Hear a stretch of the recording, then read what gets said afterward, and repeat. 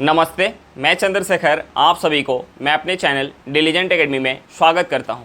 हम लोग UP police constable के लिए एक सीरीज़ स्टार्ट किए हैं, जिस सीरीज़ में हम लोग प्रत्येक दिन मैथ का 15 क्वेश्चन करते हैं। वो हमारा क्वेश्चन या तो प्रीवियस ईयर रहता है या प्रीवियस ईयर के ऊपर आधारित क्वेश्चन रहते हैं। चलिए आज हम लोग उस सीरीज़ में आगे की तरफ चलते हैं। इससे पहले अगर आप मेरे चैनल पर नए हों तो चैनल को सब्सक्राइब कर लें और बेल आइकन को प्रेस करना बिल्कुल ना भूलें, ताकि आपको सबसे पहले लेटेस्ट नोटिफिकेशन मिलता रहे। चलिए अब हम लोग क्वेश्चन की तरफ चलते हैं। देखिए हमारा क्वेश्चन क्या दिया हुआ है। हमारा क्वेश्चन दिया है चीनी का मूल्य 25% बढ़ जाने पर एक व्यक्ति 150 रुपये में 6 किलो चीनी खरीद सकता है। चीनी का शुरुआती मूल्य क्या था। हमें क्या निकालना है, चीनी का शुरुआती मूल्य निकालना है। और हमें क्वेश्चन में दिया हुआ है कि चीनी का मूल्य जब 25% बढ़ जा रहा है तो 150 रुपये में 6 किलो चीनी खरीद रहा है। यानी हम यहाँ से चीनी का रेट निकाल सकते हैं। बढ़ा हुआ चीनी का हम रेट निकाल सकते हैं। 150 रुपये में कितना चीनी मिल रहा है, 6 किलो चीनी मिल रहा है। यानी यहाँ से हमारा रेट क्या हो जाएगा, हम 150 में 6 से भाग देंगे, यानी हमारा क्या निकल के आ जाएगा 25 रुपया पर केजी। चीनी का बढ़ा हुआ मूल्य क्या निकल के आ गया, 25 रुपये पर केजी। चीनी के रेट में कितना का वृद्धि हो रहा है, 25% का, यानी 125% हमारा किसके बराबर है, 25 रुपये पर केजी के बराबर है। तो हमारा 100% यहाँ से निकल के आ जाएगा। 100% किसके बराबर होगा, देखिए हम 25 में 5 से गुणा करेंगे तो क्या होगा 125। तो हम क्या चीज़ में 5 से गुणा करेंगे तो हमारा क्या होगा 100 होगा। यानी हम यहाँ 20 रख सकते हैं। अगर 20 में 5 से गुणा करेंगे तो हमारा 100 हो जाएगा। यानी चीनी का शुरुआती मूल्य हमारा क्या निकल के आ गया, चीनी का शुरुआती मूल्य हमारा निकल के आ गया 20 रुपये पर केजी। हमारा आंसर क्या होगा, 20 रुपये पर केजी। चलिए क्वेश्चन समझ में आ गया होगा। नेक्स्ट क्वेश्चन पे चलते हैं।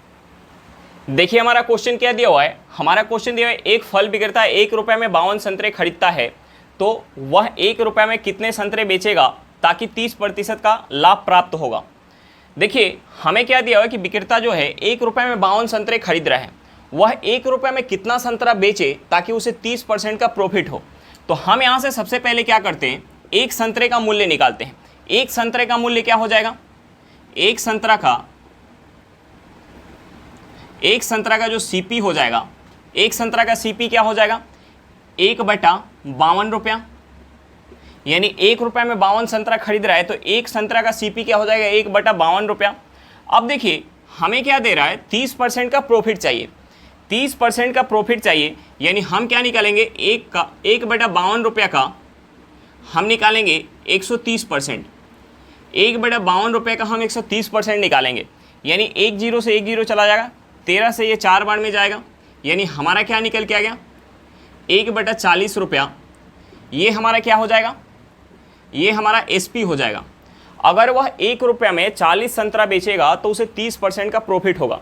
हमारा आंसर क्या निकल के आ गया, यहाँ से हमारा आंसर निकल के आ गया कि 1 रुपये में अगर वह 40 संतरे बेचेगा तो उसे क्या होगा 30% का प्रॉफिट होगा।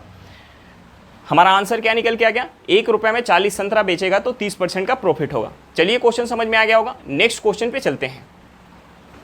देखिए हमारा क्वेश्चन क्या दिया हुआ है। हमारा क्वेश्चन दिया है कुछ व्यक्ति किसी कार्य को 12 दिन में समाप्त कर सकते हैं, तो दुगुने व्यक्ति आधे काम को कितने दिनों में समाप्त कर सकते हैं। हमें क्या निकालना है, दुगुने व्यक्ति आधे काम को कितने दिन में समाप्त कर सकते हैं। हमने मान लिया कि व्यक्ति की संख्या जो है पहले क्या था x, हम यहाँ MDH फार्मूला का यूज करेंगे। यानी x व्यक्ति थे 12 दिन में एक काम कर पाते थे। अब देखिए हमसे क्या बोल रहा है कि अगर व्यक्ति की संख्या दुगुनी कर दी जाए, यानी अब व्यक्ति 2x हो गए, तो काम कितने दिन में समाप्त होगा। अगर काम हमें कितना करना है, आधा काम करना है, यानी 1/2 काम करना है। अब देखिए हम यहाँ से क्या लिख सकते हैं, हम इसे लिख सकते हैं x गुने 12 इक्वल टू, हम इस 2 को ऊपर ले जाएंगे, ये हमारा क्या हो जाएगा 2x इंटू 2 इंटू डी। अब देखिए 2 में 2 से गुना करेंगे क्या हो जाएगा 4, यानी हम इस 4 से 12 को काटेंगे, हमारा क्या हो जाएगा 3 हो जाएगा। यहाँ से हमारा x से x कट जाएगा, यानी हमारा दिन क्या निकल के आ गया 3 दिन। यानी दोगुने व्यक्ति आधे काम को कितना दिन में कर पाएंगे, 3 दिन में कर पाएंगे। हमारा आंसर क्या निकल के आ गया 3 दिन। चलिए क्वेश्चन समझ में आ गया होगा। नेक्स्ट क्वेश्चन पे चलते हैं। देखिए हमारा क्वेश्चन क्या दिया हुआ है। हमारा क्वेश्चन दिया है नल ए किसी हौज को 15 मिनट में भर सकता है, नल बी उसी हौज को 12 मिनट में भर सकता है तथा नल सी उसी हौज को 20 मिनट में खाली कर सकता है। सभी नल को बारी बारी से खोला जाता है, शुरुआत ए से की जाती है तो हौज को भरने में कितना समय लगेगा। हम सबसे पहले क्या करेंगे, जो हमारा समय दिया हुआ है हम उस समय का एलसीएम निकालेंगे। हमारा समय क्या दिया हुआ है, 15 मिनट, 12 मिनट और 20 मिनट। यानी हम सबसे पहले 15, 12, 20 का हम एलसीएम निकालेंगे। 15, 12 और 20 का एलसीएम हमारा क्या हो जाएगा, 60 हो जाएगा। अब देखिए हम टंकी की जो धारिता है हम मान लेंगे 60 यूनिट। टंकी की धारिता को क्या मान लेंगे, 60 यूनिट। अब देखिए ए जब 60 यूनिट पानी भर रहा है तो कितना समय ले रहा है, 15 मिनट का। बी जब 60 यूनिट पानी भर रहा है तो कितना समय ले रहा है, 12 मिनट का। और सी जब 60 यूनिट पानी खाली कर रहा है, तो कितना समय ले रहा है, 20 यूनिट का। यानी सी निगेटिव काम कर रहा है तो हम इसके सामने निगेटिव का सिंबल लगाएंगे और 20 मिनट का समय ले रहा है। अब देखिए ए जो है 15 मिनट में 60 यूनिट पानी भर रहा है तो 1 मिनट में कितना भरेगा, 4 यूनिट। यानी ए का एफिशिएंसी क्या हो गया, 4 यूनिट। बी जो है 12 मिनट में अगर 60 यूनिट पानी भर रहा है तो 1 मिनट में कितना भर रहा होगा, 5 यूनिट। यानी बी का एफिशिएंसी क्या हो गया, 5 यूनिट। सी जो है 20 मिनट में 60 यूनिट पानी खाली कर रहा है तो 1 मिनट में कितना खाली कर रहा होगा, 3 यूनिट। यानी हम माइनस का 3 लगाएंगे। माइनस क्यों लगाएंगे, क्योंकि ये निगेटिव वर्क कर रहा है तो हम इसके सामने निगेटिव का सिंबल लगाएंगे। अब देखिए हमें आगे क्वेश्चन में क्या दिया हुआ है, हमें आगे क्वेश्चन में दिया हुआ है कि सभी नल को बारी बारी से खोला जाता है, शुरुआत ए से की जाती है। यानी शुरुआत कौन करेगा, ए करेगा। पहले ए आएगा और 1 मिनट में टंकी के अंदर कितना पानी भर के जाएगा, 4 यूनिट। टंकी के अंदर कितना पानी भरेगा, 4 यूनिट। उसके बाद बी आएगा, बी 1 मिनट में, बी जो है 1 मिनट में कितना पानी भरेगा, 5 यूनिट। उसके बाद सी आएगा, सी जो है 1 मिनट में टंकी से कितना पानी खाली करेगा, 3 यूनिट। यानी माइनस का 3 लगाएंगे। अब देखिए यहाँ से समय कितना लग गया, 3 मिनट का समय लग गया। यहाँ जो समय लग गया 3 मिनट का समय लग गया। और टंकी के अंदर पानी कितना भरा गया, +4 +5 -3। यानी यहाँ से क्या हो जाएगा हमारा, 6 यूनिट। यानी 3 मिनट में अगर बारी बारी से खोला जा रहा है तो 3 मिनट में टंकी के अंदर 6 यूनिट पानी जा रहा है। और टंकी की धारिता क्या है हमारा, 60 यूनिट है। तो हम सबसे पहले क्या करते हैं, इस 60 में से इस 6 यूनिट को माइनस कर लेते हैं। बचेगा कितना हमारा, 54 यूनिट। यानी सबसे पहले हम इस रेशियो से 54 यूनिट काम करवाते हैं। हम इस 6 को 54 बनाने के लिए 9 से गुना करेंगे। यानी हमें दोनों साइड 9 से गुना करना पड़ेगा। यानी 27 मिनट में कितना काम हो जाएगा, 54 यूनिट काम हो जाएगा। 27 मिनट में 54 यूनिट काम हो जाएगा। अब देखिए उसके बाद कौन आएगा, उसके बाद ए आएगा। 1 मिनट में कितना पानी भर के जाएगा, 4 यूनिट पानी भर जाएगा। यानी 54 भर चुका है, 4 यूनिट और भर गया। यानी कितना हो गया, 58 यूनिट। भरना कितना था, 60 यूनिट। उसके बाद कौन आएगा, बी आएगा। बी जो है 1 मिनट में 5 यूनिट पानी भर रहा है, लेकिन अब भरना हमें कितना है, 2 यूनिट ही पानी भरना है। यानी कितना समय लग जाएगा 2 यूनिट पानी भरने में बी को, 2 यूनिट पानी भरने में बी को जो समय लग जाएगा हमारा क्या हो जाएगा, 2/5 मिनट। बी को जो है 2 यूनिट पानी भरने में, बी जो है 1 मिनट में 5 यूनिट पानी भर रहा है तो 1 यूनिट पानी भरने में कितना समय लग जाएगा, 1/5 मिनट। और 2 यूनिट पानी भरने में क्या लग जाएगा, 2/5 मिनट। अब देखिए यहाँ से हमारा टोटल समय क्या निकल के आ गया, यहाँ से हमारा जो टोटल समय निकल के आ गया, टोटल समय क्या हो जाएगा, 27 मिनट प्लस 1 मिनट प्लस हमारा क्या हो जाएगा, 2/5 मिनट। यानी ये हमारा क्या हो जाएगा, यहाँ से हमारा आंसर हो जाएगा 28 सही 2/5 मिनट। हमारा आंसर क्या हो जाएगा, 28 सही 2/5 मिनट। यानी टंकी जो है 28 सही 2/5 मिनट में पूरी तरीके से भर जाएगी। हमारा आंसर क्या निकल के आ गया, 28 सही 2/5 मिनट। चलिए क्वेश्चन समझ में आ गया होगा। नेक्स्ट क्वेश्चन पे चलते हैं। देखिए हमारा क्वेश्चन क्या दिया हुआ है, हमारा क्वेश्चन दिया हुआ है, यदि 5 वर्षों का साधारण ब्याज मूलधन के 35% के बराबर है तो ब्याज की दर कितनी होगी। हमें क्या निकालना है, ब्याज की दर निकालना है। देखिए साधारण ब्याज में क्या होता है, पहले साल मूलधन का हमें जितना % ब्याज मिलेगा, दूसरे साल भी हमें मूलधन का उतना ही % ब्याज मिलेगा, तीसरे साल भी हमें मूलधन का उतना ही % ब्याज मिलेगा, चौथे साल भी हमें मूलधन का उतना ही % ब्याज मिलेगा, पाँचवें साल भी हमें मूलधन का उतना ही % ब्याज मिलेगा। यानी हमें प्रत्येक साल जो है ब्याज क्या मिलेगा, मूलधन का बराबर % मिलेगा। अब देखिए यहाँ टोटल हमें ब्याज कितना मिल रहा है 5 साल में 35% ब्याज मिल रहा है। यानी अगर हम इस 5 साल से इस 35% में भाग दे देंगे तो हमारा रेट परसेंट निकल के आ जाएगा। यानी यहाँ से हमारा रेट परसेंट क्या हो जाएगा, 35% में अगर हम 5 साल से भाग दे देंगे यानी हमारा क्या निकल के आ जाएगा 7%। यानी प्रत्येक साल उसे 7% का ब्याज मिल रहा होगा मूलधन का, तब जाके 5 साल में 35% का ब्याज बन पाया होगा। मूलधन का 5 साल में 35% ब्याज बन पाया होगा। हमारा आंसर क्या निकल के आ गया 7%। चलिए क्वेश्चन समझ में आ गया होगा। नेक्स्ट क्वेश्चन पे चलते हैं।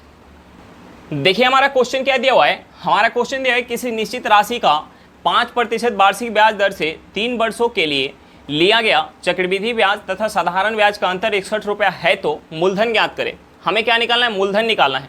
देखिए हमें क्वेश्चन में क्या दिया हुआ है, हमें क्वेश्चन में रेट दिया हुआ है, रेट हमारा क्या दिया हुआ 5%। हमें टाइम दिया हुआ है, हमें टाइम क्या दिया हुआ है 3 साल, हमें टाइम क्या दिया हुआ है 3 साल। और हमें क्या दिया हुआ है, हमें जो दिया हुआ है CI माइनस SI दिया हुआ है 61 रुपया। हमें निकालना क्या है, हमें जो निकालना है हमें प्रिंसिपल निकालना है, हमें प्रिंसिपल निकालना है। तो देखिए हम यहाँ से प्रिंसिपल कैसे निकाल सकते हैं, हम क्या करेंगे सबसे पहले ये जो हमारा रेट परसेंट दिया हुआ है 5%, हम इस 5% को फ्रैक्शन में तोड़ते हैं। अगर 5% का हम फ्रैक्शन लेंगे तो हमारा क्या हो जाएगा 1/20। अब देखिए हमारा यहाँ से रेट क्या हो गया, फ्रैक्शन में 1/20 निकल के आ गया। हम क्या करेंगे, हम प्रिंसिपल को कुछ मान लेंगे, हम प्रिंसिपल को कुछ मान लेंगे। अब देखिए हम प्रिंसिपल को क्या माने ताकि हमारा क्वेश्चन आसानी से बन जाए और हमें पॉइंट भी कहीं ना आए, क्वेश्चन में हमारा पॉइंट में कहीं ना आए कैलकुलेशन, ताकि हमारा कैलकुलेशन आसानी हो जाए। तो देखिए हम यहाँ से प्रिंसिपल क्या मान सकते हैं, देखिए हमारा समय क्या दिया हुआ है, समय हमें 3 साल दिया हुआ है। तो हम क्या करेंगे इस 20 का क्यूब मान लेंगे। अगर हमारा समय यहाँ 4 साल देता तो हम 20 के पावर 4 मान लेते, समय हमारा 5 साल देता तो हम 20 के पावर 5 मान लेते। तो हमें समय कितना दिया हुआ है 3 साल दिया हुआ है, तो हम यहाँ प्रिंसिपल मान लेते हैं 20 का क्यूब, प्रिंसिपल मान लेते हैं 20 का क्यूब। यानी हमारा क्या हो जाएगा, ये हो जाएगा 8000। हमने मान लिया प्रिंसिपल 8000 रुपया, हमने प्रिंसिपल मान लिया 8000 रुपया। अब देखिए हम इस 8000 पे 5% के दर से 3 साल का CI और SI हम काउंट करेंगे। देखिए 1 साल, दूसरा साल और तीसरा साल। अब देखिए अगर 5% के दर से यानी 1/20 के दर से अगर हम 8000 का पहले साल अगर हम SI निकालेंगे तो हमारा क्या हो जाएगा, यानी इसका 1/20 निकालेंगे 8000 का, हमारा क्या हो जाएगा 400 हो जाएगा। यानी पहले साल SI कितना मिलेगा 4 साल, दूसरे साल भी SI तो बराबर ही मिलता है, तीसरे साल भी SI क्या मिलेगा 400 रुपया ही मिलेगा। अब देखिए जब हम CI काउंट करते हैं, CI काउंट करते हैं तो क्या होता है, जो हमें पहले साल प्रिंसिपल के ऊपर ब्याज मिलता है, दूसरे साल हमें प्रिंसिपल के ऊपर तो ब्याज मिलता ही है, प्लस का हमें क्या मिलता है, जो पहले साल हमें प्रिंसिपल के ऊपर ब्याज मिल चुका है उस ब्याज के ऊपर भी ब्याज मिलता है। यानी इस 400 का हम 1/20 निकालेंगे, हमारा क्या हो जाएगा 20 हो जाएगा। उसके बाद हम यहाँ टेबल पढ़ेंगे, यहाँ हमारा क्या हो जाएगा, यहाँ 40 हो जाएगा। अब देखिए बहुतों को लगता होगा कि ये 40 हमारा आया कैसे।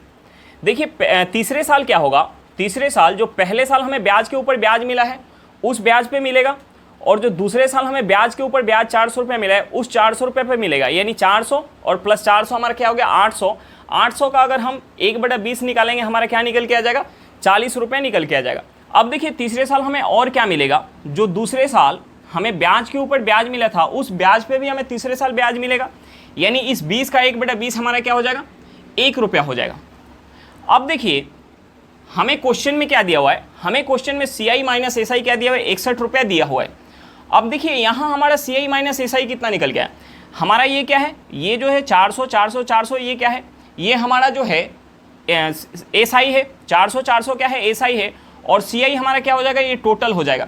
यानी CI माइनस SI हमारा यहाँ से क्या निकल के आ जाएगा, CI माइनस SI हमारा क्या निकल के आ जाएगा 61 निकल के आ जाएगा। और हमें क्वेश्चन में भी क्या दिया हुआ था 61 रुपया दिया हुआ था, क्वेश्चन में भी हमें क्या दिया हुआ था 61 रुपया दिया हुआ था। यानी यहाँ से हमारा क्या निकल के आ गया, यहाँ से हमारा निकल के आ गया प्रिंसिपल कितना निकल के आ गया 8000 रुपया। यानी हमारा 8000 रुपया प्रिंसिपल होगा, तभी जाके 5% के दर से 3 साल में CI माइनस SI हमारा 61 रुपया निकल के आएगा। हमारा प्रिंसिपल क्या निकल के आ गया 8000 रुपया। चलिए क्वेश्चन समझ में आ गया होगा, नेक्स्ट क्वेश्चन पे चलते हैं। देखिए हमारा क्वेश्चन क्या दिया हुआ है, हमारा क्वेश्चन दिया है कि 16 पारियों में एक बल्लेबाज का औसत 36 है। अगली पारी में वो 70 रन बनाता है तो उसका नया औसत क्या होगा। हमें क्या निकालना है, इसका नया औसत निकालना है। देखिए हम नया औसत कैसे निकाल सकते हैं, हमें 16 पारी का औसत पता है तो हम वहाँ से 16 पारी का योग निकाल सकते हैं। योग निकाल के हम उसमें 70 ऐड करेंगे और जो हमारा टोटल योग निकल के आएगा हम उसे अगर 17 से भाग दे देंगे तो हमारा नया औसत निकल के आ जाएगा। लेकिन हमें उतना करने की कोई ज़रूरत नहीं है। देखिए हमें क्या दिया हुआ है कि 16 पारी का जो औसत है वो क्या है, 36 रन है। औसत क्या है, 36 रन है।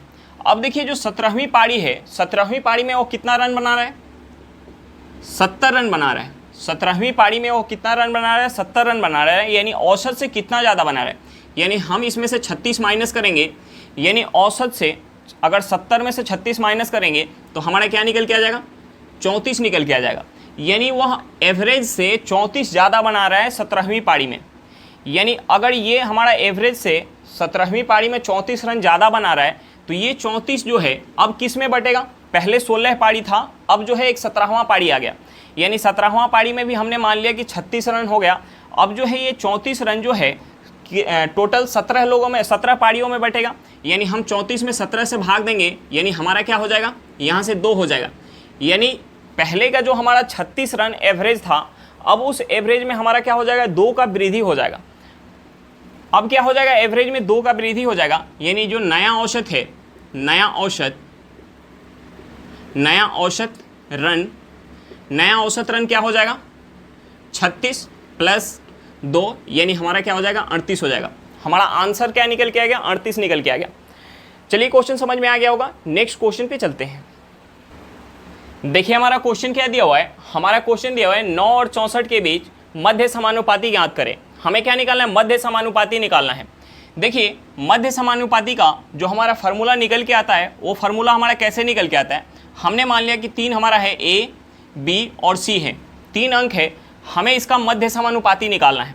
तो देखिए मध्य समानुपाती हमारा क्या हो जाएगा, A/B किसके बराबर होगा, B/C के बराबर होगा। यानी A और B के बीच जो रेशियो होगा वही रेशियो हमारा क्या होगा, B और C के बीच से रेशियो होगा।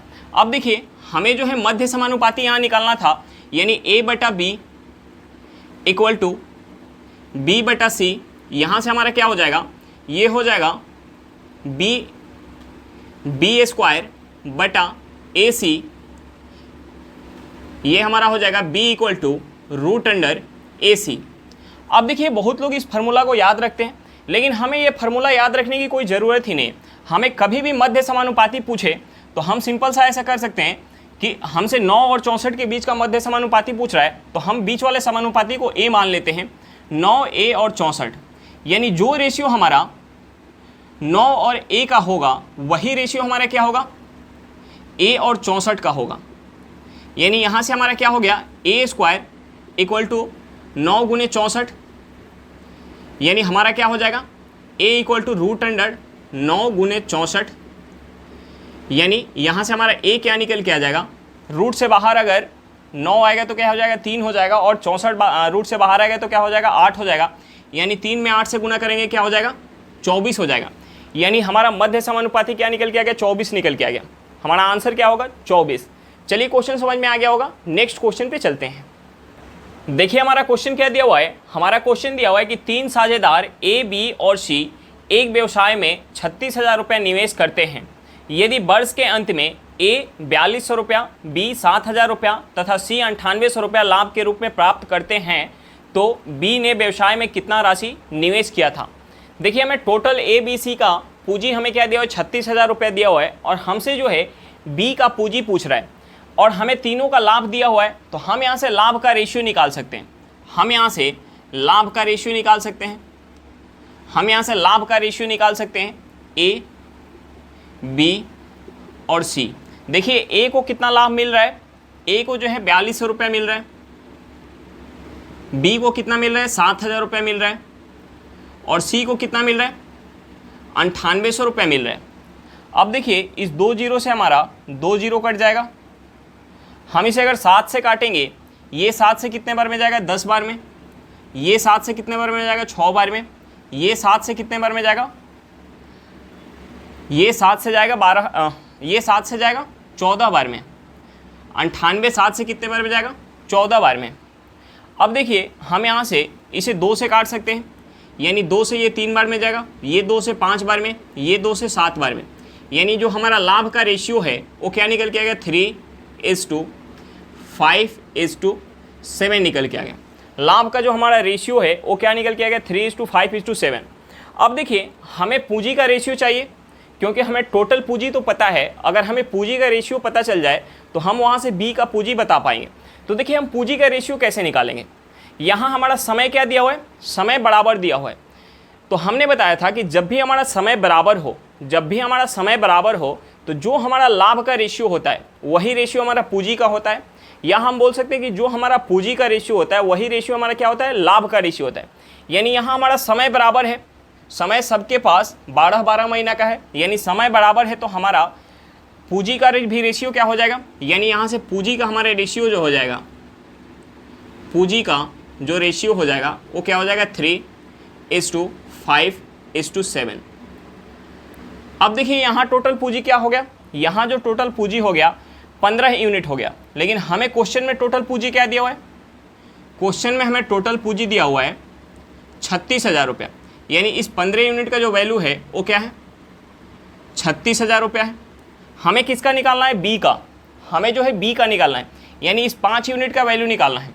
देखिए 15 यूनिट जो है 36,000 रुपये के बराबर है, तो 5 यूनिट किसके बराबर हो जाएगा, यानी अगर हम इस साइड अगर 3 से भाग दे रहे हैं तो इस साइड भी 3 से भाग देंगे, यानी हमारा क्या निकल के आ जाएगा 12,000 रुपया। बी का पूंजी हमारा क्या निकल के आ गया 12,000 रुपया, हमारा आंसर क्या होगा 12,000 रुपया। चलिए क्वेश्चन समझ में आ गया होगा, नेक्स्ट क्वेश्चन पे चलते हैं। देखिए हमारा क्वेश्चन क्या दिया हुआ है, हमारा क्वेश्चन दिया है किसी स्केल की सबसे बड़ी मुमकिन लंबाई कितनी हो सकती है जिसमें 12 metre, 8 metre 20 centimetre, 4 metre 20 centimetre की लंबाई ठीक ठीक मापी जा सके। यानी हमें उस बड़ी से बड़ी स्केल की लंबाई निकालनी है, तो हमें क्या करना पड़ेगा, जो हमारा माप दिया हुआ है इस माप का HCF निकालना पड़ेगा। जो हमारा HCF निकल के आएगा वही हमारा स्केल का लंबाई होगा, बड़ा से बड़ा स्केल की लंबाई हमारा HCF होगा। तो हम सबसे पहले इसका HCF निकालेंगे। देखिए हम HCF कैसे निकालेंगे, हमें दिया हुआ है 12 मीटर, दूसरा दिया हुआ है 8 मीटर 20 सेंटीमीटर, तीसरा हमें दिया हुआ है 4 मीटर 20 सेंटीमीटर। अब देखिए हम पूरे को सेंटीमीटर में चेंज कर लेते हैं, ये हमारा क्या हो जाएगा 1200 सेंटीमीटर, ये हमारा क्या हो जाएगा 820 सेंटीमीटर, ये हमारा क्या हो जाएगा 420 सेंटीमीटर। हमें क्या निकालना है, HCF निकालना है। देखिए हम HCF आसानी से कैसे निकाल सकते हैं, हम क्या करेंगे, इन दोनों के बीच का डिफरेंस लेंगे। 1200 और 820 के बीच का डिफरेंस हमारा क्या हो जाएगा, हम 1200 में से 820 माइनस करेंगे, ये हमारा क्या हो जाएगा, ये हो जाएगा 380। उसके बाद हम इस 820 और 420 के बीच का हम डिफरेंस लेंगे, ये हमारा क्या हो जाएगा 400। उसके बाद हम इन दोनों के बीच का डिफरेंस लेंगे, यानी 380 और 400 के बीच का जो डिफरेंस है वो हमारा क्या हो जाएगा 20 हो जाएगा। या तो हमारा HCF 20 होगा या हमारा 20 का कोई फैक्टर होगा। HCF या तो हमारा 20 होगा या 20 का कोई फैक्टर होगा। अब देखिए हमारा HCF 20 है कि नहीं, हम इसे चेक कर सकते हैं। देखिए चेक करने के लिए हम क्या करेंगे, हम इसमें भाग देंगे। 1200 में अगर हम 20 से भाग देंगे तो हमारा क्या निकल के आएगा 60 निकल के आएगा। अगर हम 820 में अगर 20 से भाग देंगे तो हमारा क्या निकल के आ जाएगा, ये 41 निकल के आ जाएगा। और हम 420 में अगर हम 20 से भाग देंगे तो हमारा क्या हो जाएगा, ये हमारा 21 हो जाएगा। अब देखिए 60, 41 और 21 में से कुछ कॉमन नहीं है, यानी हमारा HCF क्या होगा, हमारा जो HCF होगा, HCF क्या होगा 20 ही होगा। हमारा HCF क्या होगा 20 होगा। कई बार क्या होगा कि हमारा जो यहाँ डिफरेंस निकल के आएगा वो डिफरेंस नहीं होगा, उसका फैक्टर हो जाएगा। तो हमें ये चीज़ हमेशा चेक कर लेना चाहिए कि हमारा जो इसके बाद भी कुछ कॉमन आ रहा है या नहीं आ रहा है, यानी इससे हमारा छोटा ही HCF होगा, मतलब इससे बड़ा तो कुछ नहीं हो सकता, इससे छोटा हो सकता है, यानी इसका फैक्टर इससे छोटा कुछ हो सकता है, इससे बड़ा नहीं हो सकता है। यानी हमारा HCF क्या निकल के आ गया 20, यानी 20 सेंटीमीटर लंबी स्केल से हम ये जो है 12 मीटर 8 मीटर 20 सेंटीमीटर और 4 मीटर 20 सेंटीमीटर को ठीक ठीक से माप सकते हैं। हमारा आंसर क्या निकल के आ गया 20 सेंटीमीटर। चलिए क्वेश्चन समझ में आ गया होगा, नेक्स्ट क्वेश्चन पे चलते हैं। देखिए हमारा क्वेश्चन क्या दिया हुआ है, हमारा क्वेश्चन दिया है कि वह छोटी से छोटी संख्या ज्ञात कीजिए जिसमें 12, 18, 24 तथा 30 से विभाजित करने पर हर मामले में शेषफल के रूप में 4 बचता है। लेकिन जब इसे 7 से विभाजित किया जाता है तब कोई शेषफल नहीं बचता है। हमें वह छोटी संख्या निकालना है। तो हम सबसे पहले क्या करेंगे, हम जिससे भाग दे रहे हैं हम इसका एलसीएम निकालेंगे। यानी हम यहाँ से 12, 18, 24, 30 का एलसीएम निकालेंगे। देखिए हम एलसीएम निकालने के लिए हम सबसे बड़े नंबर का सबसे पहले फैक्टर करेंगे। यानी हम 30 को क्या लिख सकते हैं, 2 × 3 × 5 लिख सकते हैं। उसके बाद हमें क्या चाहिए, 24 को हम क्या लिख सकते हैं, 2 × 3, ये क्या हो गया 6 × 4 यानी 24 हो जाएगा। यानी हम इसे 2 × 2 लिख सकते हैं। अब क्या चाहिए हमें, 18 चाहिए। यानी 2 में 3 से करेंगे कितना हो जाएगा, 6 हो जाएगा। 6 में 3 से गुना करेंगे तो 18, यानी हमें एक 3 और चाहिए। उसके बाद हमें क्या चाहिए, 12 हमारा यहाँ अवेलेबल है। यानी 2 × 2 कितना हो गया, 4 × 3 क्या हो गया, 12 हो गया। अब देखिए हम इसमें गुना कर लेंगे, हमारा यहाँ से एलसीएम निकल के आ जाएगा। हम गुना करेंगे 2 में 3 से 6 हो जाएगा, 6 × 5 = 30, 30 दूनी 60, 60 दूनी 120, 120 में 3 से गुना करेंगे क्या हो जाएगा, 12 × 3 = 36, यानी 360 हो जाएगा। हमारा एलसीएम क्या हो गया, 360। यानी हम 360 में अगर इससे भाग देंगे तो हमारा शेष कुछ भी नहीं बचेगा। तो हमें क्वेश्चन में दिया कि शेष के रूप में 4 बचना चाहिए, और जब हम उसे 7 से भाग दें तो पूरी तरीके से विभाजित हो जाए। यानी हमारा नंबर 360 प्लस का 4 हो सकता है, लेकिन हमें ये चेक करना पड़ेगा कि हम इसे 7 से भाग दे रहे हैं तो 7 से पूरी तरीके से विभाजित हो रहा है या नहीं। यानी हमारा क्या हो जाएगा, 364। 364 को अगर हम 7 से भाग देंगे तो हमारा पूरी तरीके से कटना चाहिए। यानी 364 में हम 7 से भाग देंगे तो ये 7 से 5 बार में जाएगा, 2 बार में, यानी 7 से पूरी तरीके से कट रहा है। यानी हमारा आंसर क्या हो जाएगा, हमारा जो आंसर हो जाएगा, आंसर हमारा हो जाएगा 364। हमारा आंसर क्या हो जाएगा, 364। चलिए क्वेश्चन समझ में आ गया होगा। नेक्स्ट क्वेश्चन पे चलते हैं। देखिए हमारा क्वेश्चन क्या दिया हुआ है, हमारा क्वेश्चन दिया है 180 सेंटीमीटर स्क्वायर के क्षेत्रफल वाले समलंब की 2 समांतर भुजाओं की माप 28 सेंटीमीटर और 12 सेंटीमीटर है, तो समलंब की ऊंचाई क्या होगी। हमें क्या निकालना है, समलंब की ऊंचाई निकालना है। तो देखिए हमें सबसे पहले समलंब का क्षेत्रफल का फॉर्मूला पता होना चाहिए। तो देखिए समलंब का क्षेत्रफल का जो फॉर्मूला होता है, समलंब का जो क्षेत्रफल होता है वो हमारा क्या होता है, 1/2 इंटू समांतर भुजाओं का योग, 1/2 इंटू a + b। हमने a और b क्या मान लिया, समांतर भुजा, समांतर भुजाओं का योग इंटू ऊंचाई। समलंब का क्षेत्रफल क्या होता है, 1/2 इंटू समांतर भुजाओं का योग इंटू ऊंचाई। अब देखिए हमें क्षेत्रफल क्या दिया हुआ है यहाँ पे, 180 सेंटीमीटर स्क्वायर, 1/2 इंटू हमें समांतर भुजा क्या दिया हुआ है, 28 और 12, यानी 28 सेंटीमीटर प्लस का 12 सेंटीमीटर इंटू हमारा क्या हो जाएगा, h हो जाएगा। अब देखिए हम यहाँ से क्या लिख सकते हैं, इसे 180 = 1/2 इंटू हम इसे ऐड करेंगे क्या हो जाएगा हमारा, ये हमारा हो जाएगा 40 × h। हम इसे काटेंगे ये 20 बार में जाएगा, हम इसे 20 से काटेंगे ये कितने बार में जाएगा, 9 बार में। यानी हमारा हाइट यहाँ से निकल के आ गया 9 सेंटीमीटर। हाइट हमारा क्या निकल के आ गया, 9 सेंटीमीटर। हमारा आंसर क्या होगा, 9 सेंटीमीटर। चलिए क्वेश्चन समझ में आ गया होगा। नेक्स्ट क्वेश्चन पे चलते हैं। देखिए हमारा क्वेश्चन क्या दिया हुआ है, हमारा क्वेश्चन दिया है कि एक व्यक्ति 8 किलोमीटर पर घंटा की चाल से चलता है, वह प्रत्येक किलोमीटर के बाद 4 मिनट आराम करता है, उसे 6 किलोमीटर की दूरी तय करने में कितना समय लगेगा। हमें क्या निकालना है कि उस व्यक्ति को 6 किलोमीटर दूरी तय करने में कितना समय लगेगा। देखिए हमें क्या दिया हुआ कि व्यक्ति जो है प्रत्येक 1 किलोमीटर के बाद 4 मिनट के लिए आराम कर रहा है, तो 6 किलोमीटर में वह कितना बार आराम करेगा। प्रत्येक 1 किलोमीटर पे आराम कर रहा है तो 6 किलोमीटर में वह 5 बार आराम कर पाया होगा, क्योंकि छठा बार जब आराम करने का समय आया होगा तो अपने गंतव्य स्थान पे पहुंच गया होगा। तो हम सबसे पहले निकाल लेते कि अगर बिना रुके 6 किलोमीटर जाता तो कितना समय लगता। तो हम यहाँ से समय निकाल सकते हैं। हमें जो है स्पीड पता है और दूरी पता है, तो हम समय निकाल सकते हैं। अगर हम दूरी में यानी 6 किलोमीटर में अगर भाग देंगे 8 किलोमीटर पर घंटा से, तो हमारा यहाँ से समय निकल के आ जाएगा। हम इसे 2 से काट लेते हैं, 2 से हमारा 3 बार में जाएगा, ये 2 से 4 बार में जाएगा, ये हमारा क्या निकल के आएगा, घंटा निकल के आएगा। हम इसे मिनट में चेंज कर सकते हैं। मिनट में चेंज करने के लिए हम 60 से गुना कर लेते हैं, यानी हो जाएगा 3/4 × 60, यानी हमारा क्या निकल के आ जाएगा। हम इसे काटेंगे 15 बार में जाएगा, 15 में 3 से गुना करेंगे, यानी हमारा हो जाएगा 45 मिनट। अगर बिना रुके जाता तो 45 मिनट का समय लगता 8 किलोमीटर पर घंटे के स्पीड से, लेकिन अगर वह रुक के जा रहा है रुक रुक के जा रहा है तो हमें रुकने का भी समय ऐड करना पड़ेगा। देखिए 6 किलोमीटर में वो कितना स्टॉपेज किया होगा, 6 किलोमीटर में वह जो है 5 बार रुका होगा, 5 बार रुका होगा। एक बार रुक रहा है कितने देर के लिए, 4 मिनट के लिए, यानी रुकने में कितना समय बर्बाद किया वो, 20 मिनट। 20 मिनट यानी जो हमारा टोटल टाइम हो जाएगा, जो हमारा टोटल टाइम हो जाएगा, टोटल टाइम क्या हो जाएगा, टोटल टाइम हो जाएगा 45 प्लस का 20 यानी हो जाएगा 65 मिनट।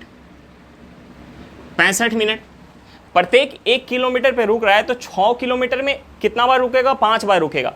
छठा बार जब रुकने का समय आएगा तो अपने गंतव्य पे पहुंच जाएगा, यानी हम वो समय नहीं जुड़ेंगे क्योंकि वो तो अपना दूरी जो 6 किलोमीटर तय करना था, 6 किलोमीटर दूरी तय कर चुका है, यानी हमारा आंसर क्या निकल के आ गया, 65 मिनट।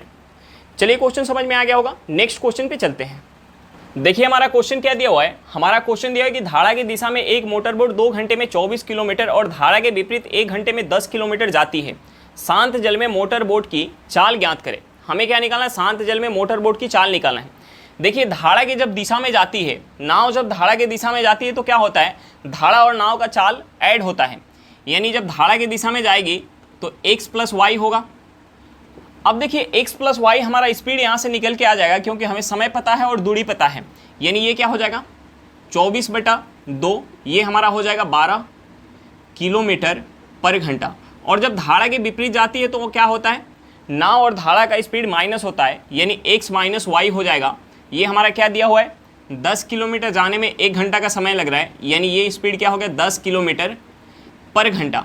अब देखिए हमें क्या निकालना था, हमें जो निकालना है, हमें निकालना है क्या, हमें मोटर बोट की चाल यानी नाव की चाल निकालना है।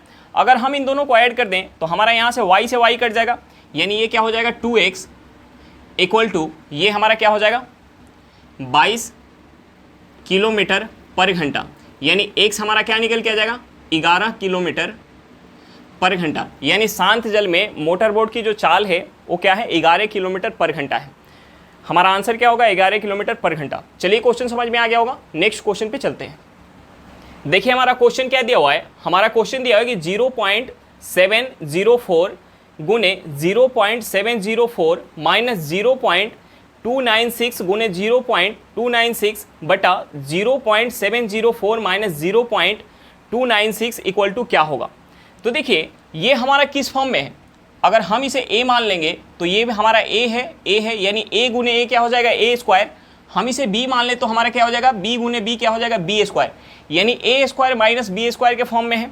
ये जो है हमारा a² माइनस b² के फॉर्म में है, यानी हम इसे यहाँ से लिख सकते हैं 0.704 का स्क्वायर माइनस 0.296 का स्क्वायर बटा हमारा क्या हो जाएगा 0.704 माइनस 0.296। अब देखिए ये हमारा क्या है a² माइनस b²। हम क्या लिख सकते हैं इसे, हम इसे लिख सकते हैं 0.704